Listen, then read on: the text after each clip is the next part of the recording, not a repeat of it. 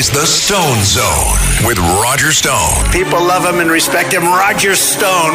Now, get in the zone. It's the Stone Zone. Here's Roger Stone. You are now entering the Stone Zone, where every day we take you behind the scenes to see what's really going on in American politics. And while we're at it, we talk about history, news, of course, and my favorite subject, food. Talk about style a little bit, too. So glad to have you along.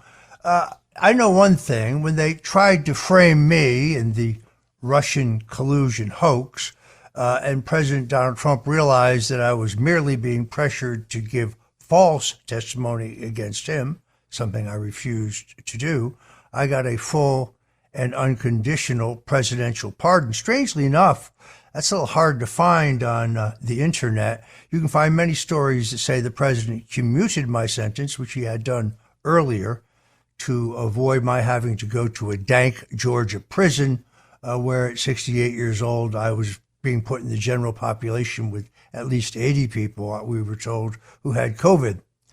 Fortunately, the president's swift action saved me and answered my prayers to God. But I know that Donald Trump signed my pardon. What I wonder about is the Biden auto pen pardons. The House Oversight Committee has now released a report describing the use of the auto pen for signing pardons in the final days of the Biden administration. Committee Chairman James Comer, this guy's a tiger, conducted an investigation into whether senior Biden White House officials possibly exercised the authority of the former president or intentionally concealed Joe Biden's rapidly worsening mental and physical state. In other words, did Biden even know that he was pardoning these people because they were using an auto pen? Turns out that the White House aides had no idea who was operating the auto pen to sign official documents and issue the pardons. The lights were on, but evidently nobody was home, just not inside of Joe Biden's head, but obviously inside of his White House as well. They learned that Joe Biden's personal physician, a Dr. Kenneth O'Connor, did not ever perform a cognitive assessment of Joe Biden and invoked his Fifth Amendment right when questioned by Comer's committee, and added that O'Connor's financial ties to the Biden family presented very deep conflicts of interest. In other words, they paid the doctor well to shut up about how much Joe had degenerated. They also stated that political hacks actively interfere with decisions regarding President Biden's medical evaluations, explicitly rejecting calls for cognitive testing to protect his reelection prospects. In other words, they didn't want anyone to know that Joe is almost a vegetable. Additionally, they found that no proper chain of custody for the documents which predicated the president's executive orders or a quarter of people, including resident staff, had access to. So they confirmed it's obvious. Biden had no idea what was going on in his own administration. Decisions were being made in absentia by somebody, or perhaps many somebodies. This should, in my opinion, erase all the final pardons in Biden's final days in office. But what's particularly interesting is not just the big names, the Anthony Fauci's, the General Mark Milley, the Hunter Bidens, not just them, but the entire January 6th committee and all those who ran the two phony impeachments and the January 6th investigation, all pardoned by Biden on his way out the door. The way this is going to get finally adjudicated is very simple. It really lies in the hands of Pam Bondi and the Deputy Attorney General Todd Blanche, and that is until someone who has been pardoned is charged, that defendant will then argue, you can't charge me, I have a presidential pardon, and the pardon will then be tested in the courts. And the courts, I think you could make the case at trial that Joe Biden didn't authorize these pardons, and therefore they're invalid. I think that Fauci is a perfect case. I mean, I don't understand, first of all, how it is legal for Dr. Fauci to serve in his position. to have his wife serve in an equally powerful federal position, yet have them personally benefit through their stock holdings in big pharma and certain vaccinations, reap millions and millions of dollars at the same time they're attempting to mandate the use of these very products. To me, that should be illegal. It is evidently not illegal. That is something that needs to be made illegal. It is disgraceful, but charging Fauci, which I think you have enough evidence to do, Mark Milley, you remember him, he's the guy who called the head of China and said, don't worry, if that madman Trump tells us to launch an attack on you, I'll stop it and let you know. That guy. Hunter Biden, who, they let walk out on massive amount of federal taxes. They always say, oh, Roger Stone didn't pay tax. False. I reported every penny, unlike him, who didn't report 10 million, and I have paid everything. I have paid all of my obligations to the IRS. Unfortunately, I will continue to do so for the rest of my life, thanks to my settlement with them. But he walked out on $10 million. They let the government purposely let the statute of limitations run, yet he still failed to report $10 million worth of income. That's income tax evasion. Has nothing to do with the fact that they bankrupted me and I could simply no longer meet my obligations to the IRS. They filed a ridiculous civil lawsuit claiming that I had personally hidden money. They proved none of that because it was all false. My wife is the most meticulous bookkeeper in the world. If I bought a ham sandwich in 1979, she's got a receipt for it.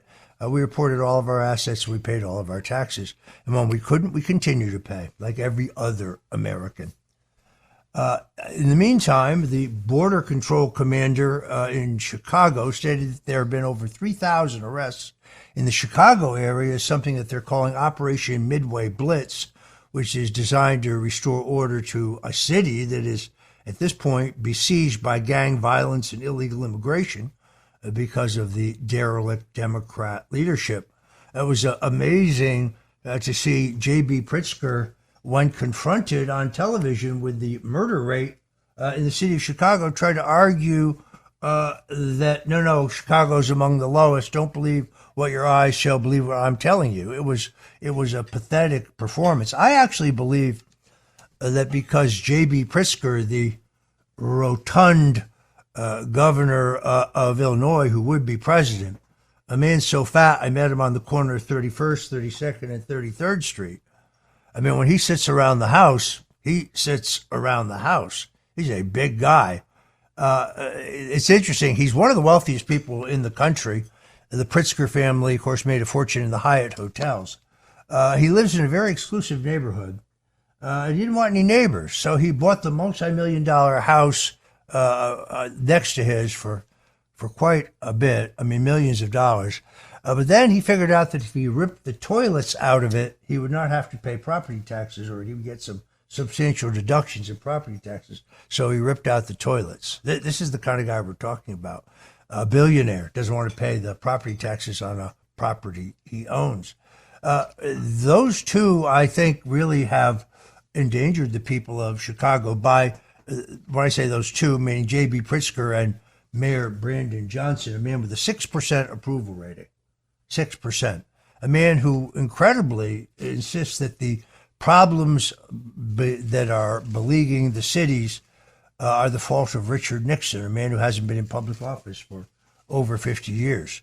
Nixon, who desegregated the schools, who gave us affirmative action for maximum African-American hiring, who started the Office of Minority Business Enterprise to give minority-owned firms a leg up. The man who rounded up the votes in 1958 for the passage of the first civil rights legislation since the Civil War. That Richard Nixon. This guy's a clown. But he and Pritzker have ordered the Chicago police that they are not to come to the aid of ICE agents who are surrounded by thugs and endangered as they go about performing their duties in extracting and deporting some of the most violent criminals in the country.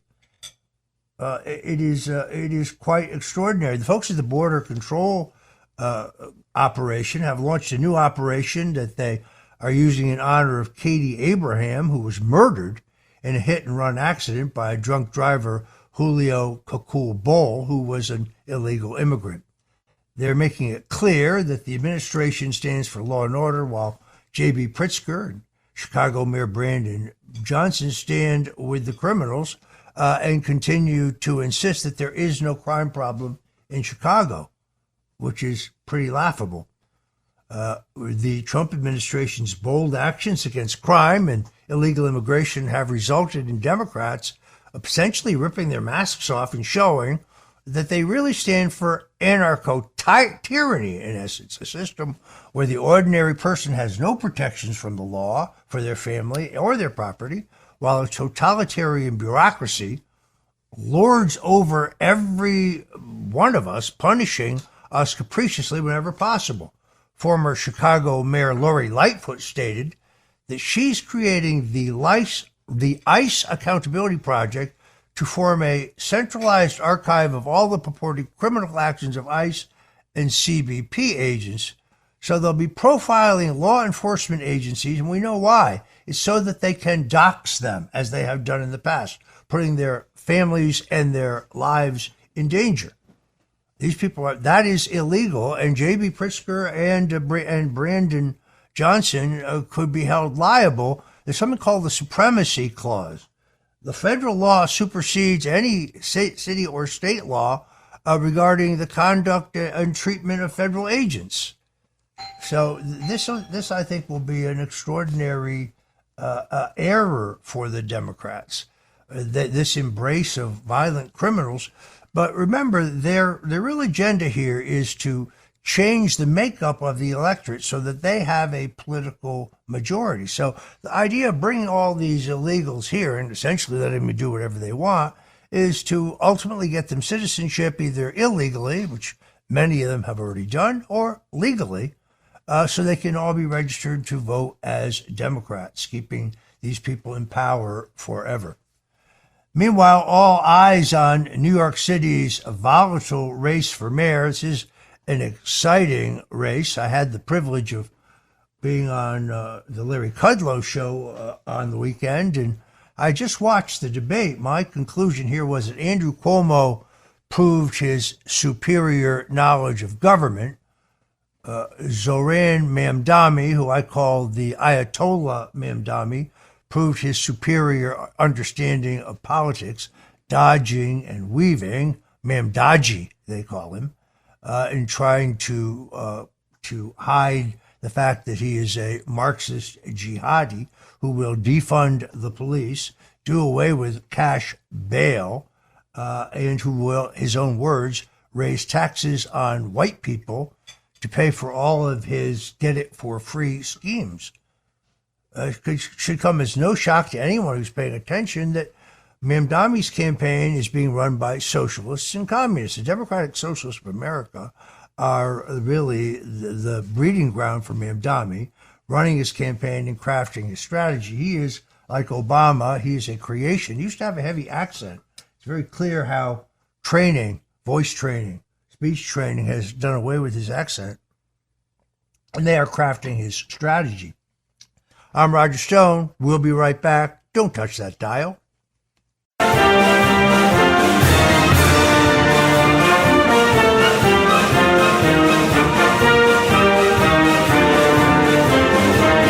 This is the Stone Zone. Now, get in the zone. It's the Stone Zone. A man who's gone through hell, but he's kept going, and he's smart, and he's strong, and people love him. Not everybody, but people love him and respect him. Roger Stone. Where's Roger Stone? Here's Roger Stone.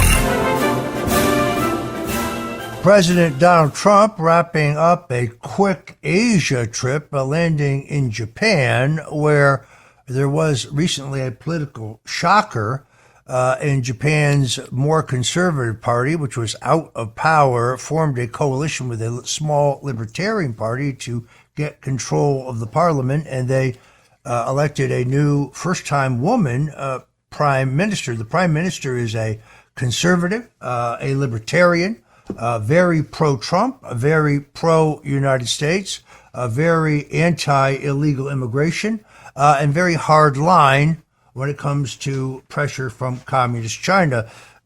Japan's current ruling party, the Party of the Left, is widely believed to have been heavily infiltrated by Japan's longtime enemy, the communist Chinese.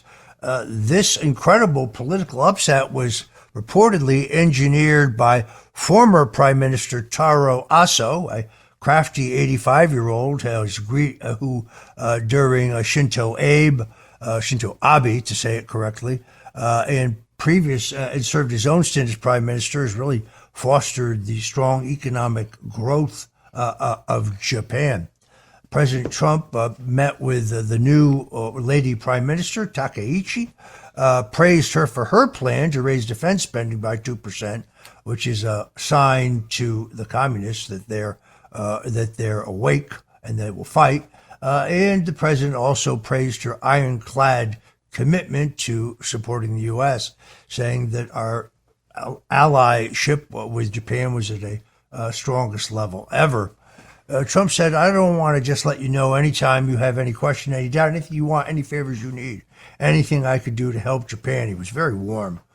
He says, we will be there. We are an ally at the strongest level. This is a great development for the president, election of a pro-Western country, by the way, with huge reserves of gold and very, very substantial control of rare earth minerals, something the Chinese have been trying to corner the market on. The president has a very important initiative to get back in the rare earth market, mineral market, and he's announced a number of deals allying U.S. companies with foreign sources. He's one of the trademark success endeavors of this presidency. The president and Takaichi came to terms that are mutually beneficial at the same time regarding trade, the minerals we spoke of, as well as a $550 billion investment pledge to the Japanese to bolster U.S. projects. As a result, the United States will only impose a milder 15% on Japanese goods. You see, Trump is a master negotiator, and you help your friends. The president said he believes the beginning of a new golden age of trade and friendship with the two nations. It's another example of President Trump's diplomatic prowess in office. He is, after all, a deal maker, not a diplomat, which is why he gets things done. The rise of Takaichi is a very, very good sign for the president. This entire Asian trip is a big win for the administration.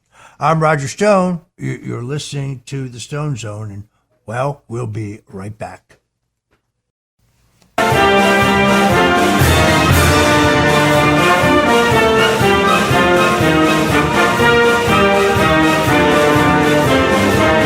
This is the Stone Zone.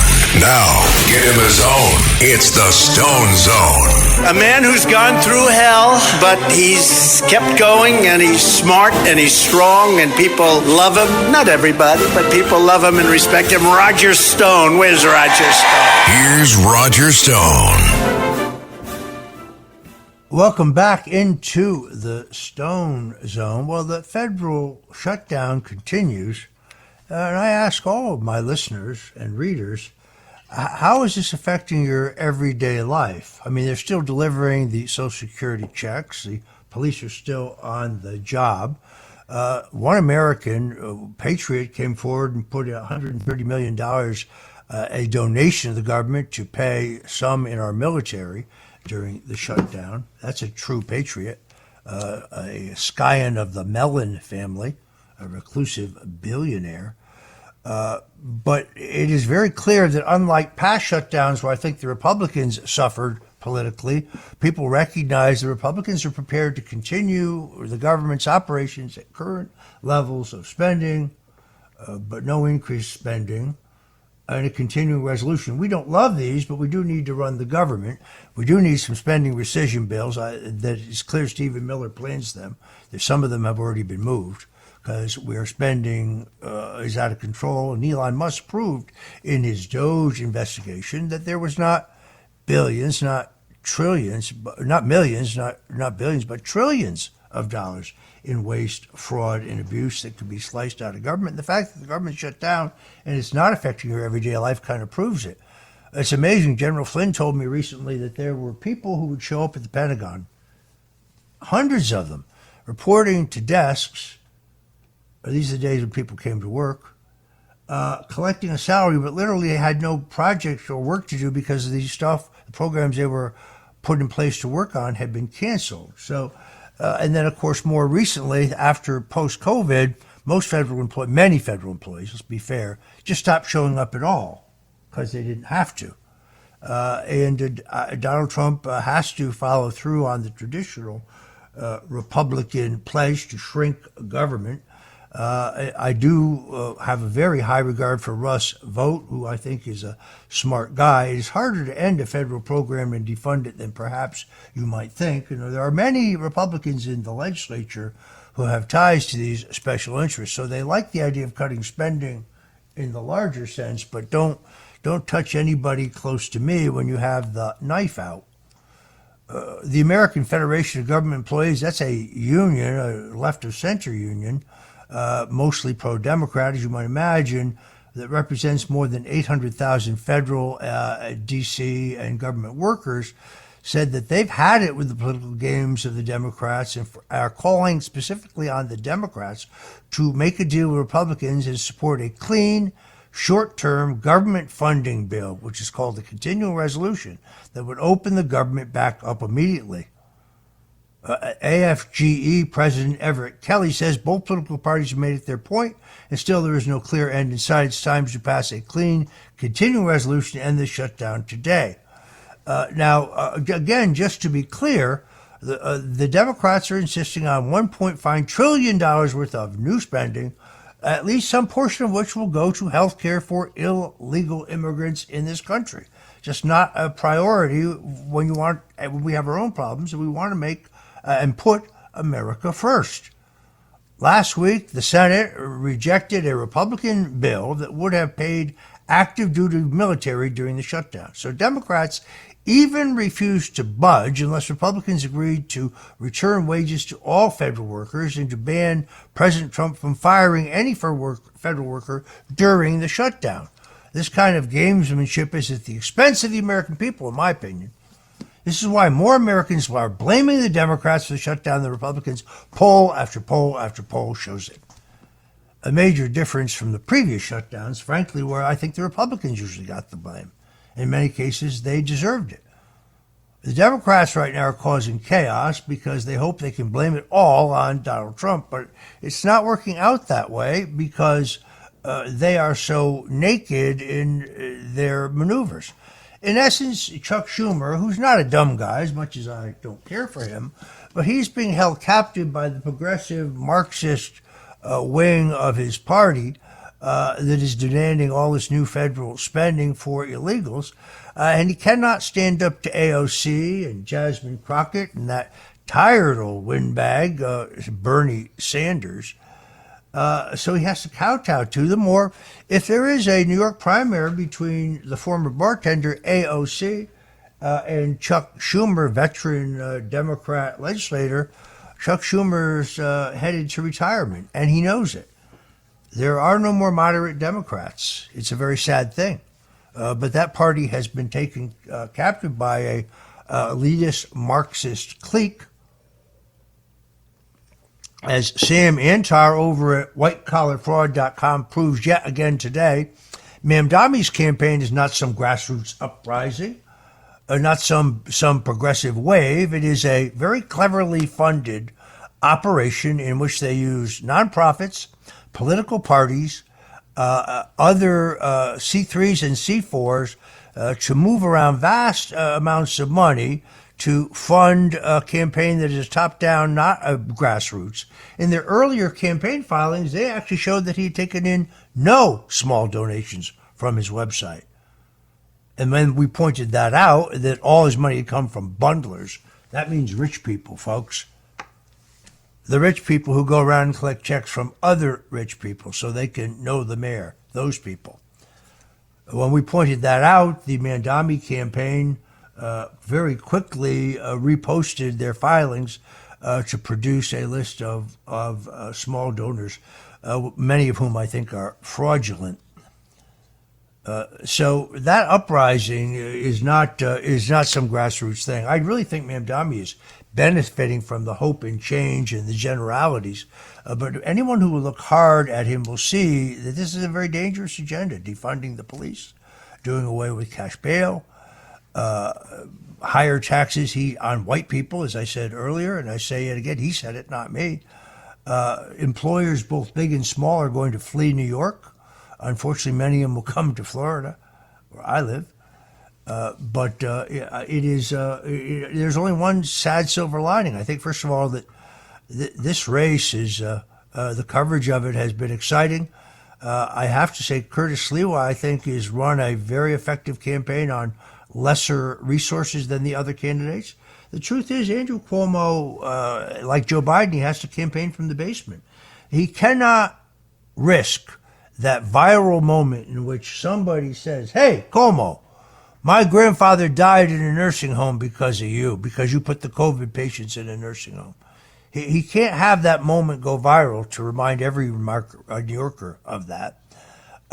He would like us to forget that he resigned ahead of impeachment because of charges that he inappropriately had interaction with women.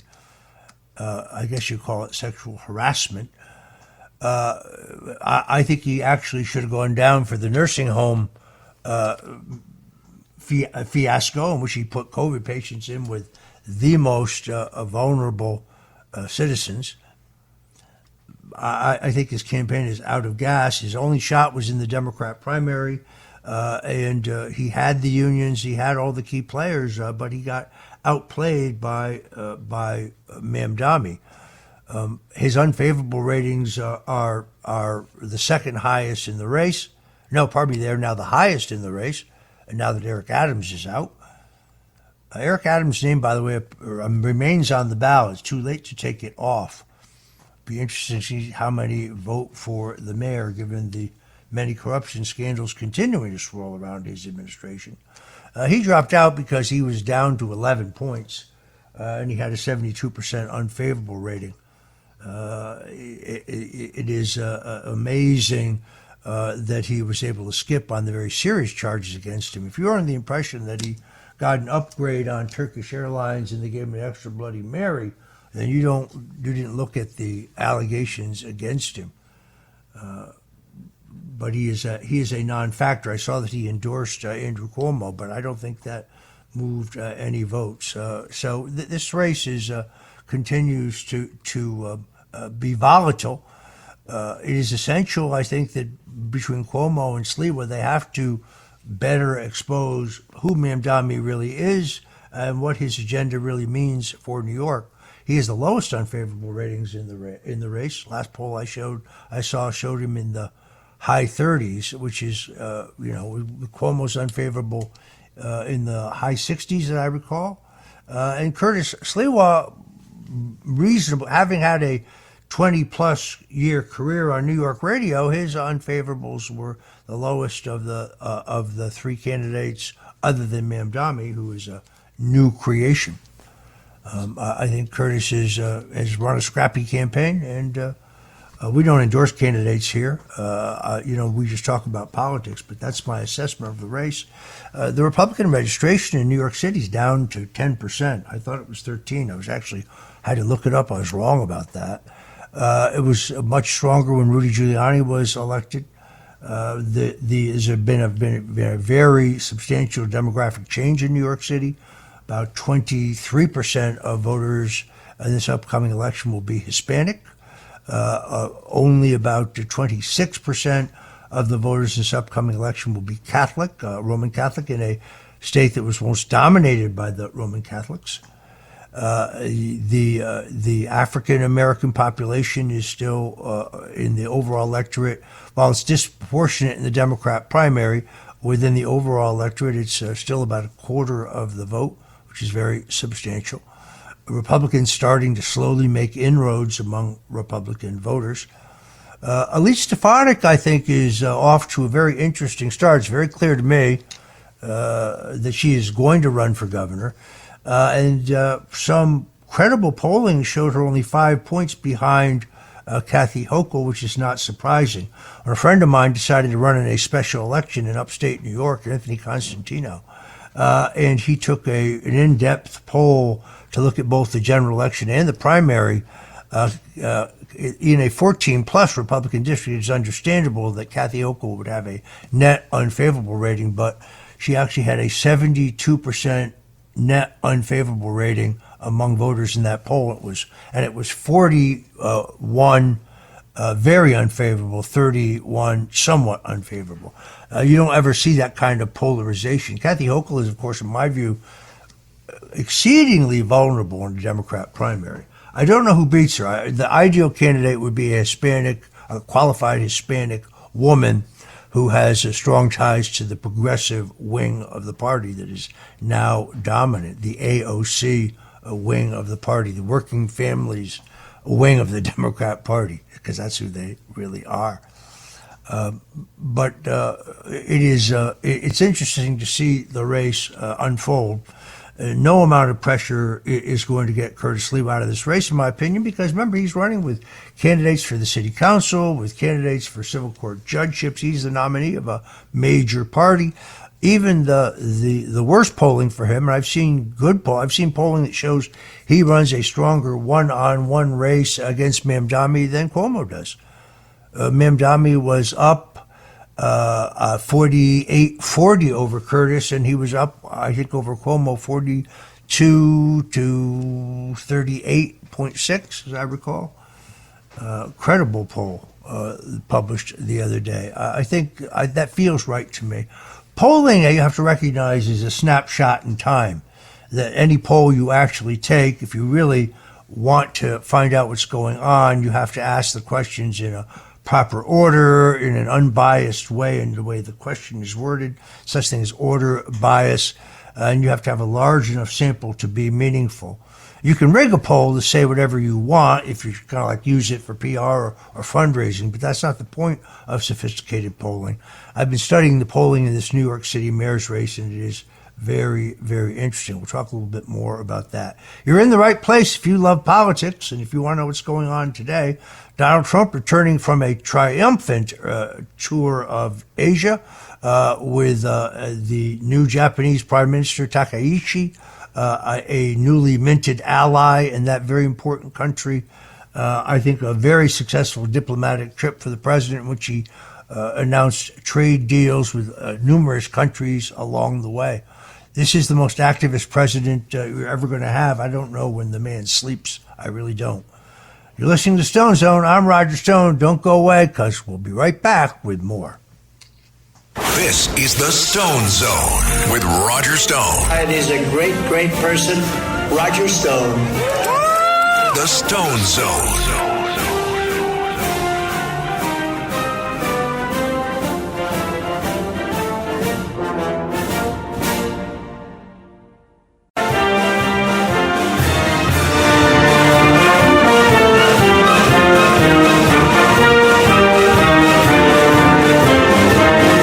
This is the Stone Zone. Now, get in the zone. It's the Stone Zone. A man who's gone through hell, but he's kept going, and he's smart, and he's strong, and people love him. Not everybody, but people love him and respect him. Roger Stone. Where's Roger Stone? Here's Roger Stone. You know, I really like Elon Musk. You know, there was a time when I was completely canceled because of my support for Donald Trump and my criticism of the Russian collusion hoax, all about which I turned out to be right. I went from having 980,000 followers, almost 1 million on what was then Twitter, to being banned for life, also banned for life at Facebook, Instagram, YouTube, and so on. It was part of this coordinated war. When Elon Musk bought Twitter and released the Twitter files, it proves that our intelligence agencies, meaning the government, worked hand in glove with the executives at Twitter to cancel, censor, and basically turn off anyone who was pro-Trump, anyone who questioned the safety and effectiveness of the COVID-19 vaccination, anyone who questioned the outcome of the 2020 election, anyone who questioned whether Joe Biden's Hunter Biden's laptop contents were real or whether they were Russian disinformation. P.S. They were 100% real, as both the New York Post and Breitbart News proved. So I was very excited to hear Elon say that he's going to launch a competitor to Wikipedia. Wikipedia is a fraud. Wikipedia's version of history is the left-wing version of history. There's so many mistakes and errors and slurs and misstatements on my profile that I don't have enough time left here in the segment to go through them. You can hire somebody to go in and fix them for you. By the way, they just fix them back. So they use far left sources like Mother Jones and the Southern Poverty Law Center, neither of which has any credibility. Those are hack partisan organizations designed to destroy and defame conservatives. So I'm really glad to see that Elon is going to step up and challenge Wikipedia. It has really become the most partisan when it comes to telling of facts. MSNBC and CNN receive a positive rating for information on Wikipedia, while Fox News only gets a yellow rating, claiming it is marginally reliable. That's what Wikipedia says. Any source that publishes so-called conspiracy theories, meaning narratives or facts that are unapproved by the political establishment, or might question the conventional wisdom, well, you get a red rating or essentially blacklisted from the platform. This is a joke. This is why I'm glad to see Elon Musk step up and announce that he is going to market Grokpedia and have it be a far more balanced presentation of information. Now, if that's true, frankly, Grok needs some work. I'm tired of arguing with the computer over the fact that Lee Harvey Oswald didn't kill Lyndon Baines Johnson late at night. I'm tired of it, to be honest with you. Then I wake up and I realize that I'm arguing with the computer. It makes very little sense. But I find Grok to be very helpful most of the time, a good source of information. Sometimes politically they get it wrong, but AI can be very dangerous. I think you have to restrict the impersonation. You shouldn't be able to make a video or an audio of Roger Stone saying things about January 6th that he never actually said. And I proved using two different software programs that can detect AI that was done for the January 6th committee. It is dangerous in the wrong hands, but I'm glad to see that Elon Musk is getting into this arena. All right, that's it for today. Thanks for joining us here in the Stone Zone. Back tomorrow with more of the inside skinny on what's going on in Washington, what's going on in this administration, and particularly focus on whether those responsible for the Russian collusion hoax, the seditious conspiracy to remove Donald Trump and the resultant state lawfare attacks on him in New York, Georgia, Arizona, and Georgia, will those people be brought to justice? Coming up on the Stone Zone. Talk to you then. This is the Stone Zone with Roger Stone. It is a great, great person, Roger Stone. The Stone Zone.